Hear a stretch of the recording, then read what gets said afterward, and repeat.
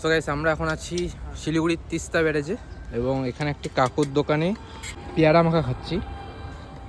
Seriously বলতে যা বানিয়েছে পেয়ারা মাখাটা, আমি এক প্লেট খেলাম, আবার অর্ডার দিয়েছি। আমার খুব ভালো লেগেছে কারণ তেঁতুল টেতুল দিয়ে খুব সুন্দর করে বানিয়েছে। তো তোমরা যখন আসবে গাজলডোবাতে তো অবশ্যই ট্রাই করবে একবার এই কাকুর কাছে। অন্য কোথাও ট্রাই করতে পারো, বাট আমি বলছি কাকুর কাছে ট্রাই করবো, আমার ভালো লেগেছে খুব। এই হচ্ছে তিস্তা ব্যারেজ। এখানে কিন্তু প্রচুর দোকানও রয়েছে।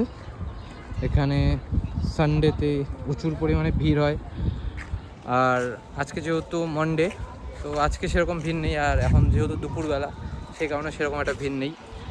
বাট আকাশটাও কিন্তু আজকে বেশ সুন্দর। গাইস আমি কোনো জায়গার এরকম ফুড ব্লগ করি না, বাট যা বানিয়েছে আলাদাই। সিরিয়াসলি বলছি, এরকম তেঁতুল দেওয়া, তেঁতুলটাকে পেয়ারা টেয়ারা দিয়ে মাখিয়েছে, প্লাস হচ্ছে কাসুন্দ দিয়েছে, আলাদাই লাগছে ভাই। আমার মানে তোমাদের লোভ আসতে পারে, জিভে জল আসতে পারে, বাট সিরিয়াসলি বলছি আমি কোনো দিন কোনো খাবারে এত তারিফ করি না, বাট আলাগ কি আলাগ ভাই, আলাগ।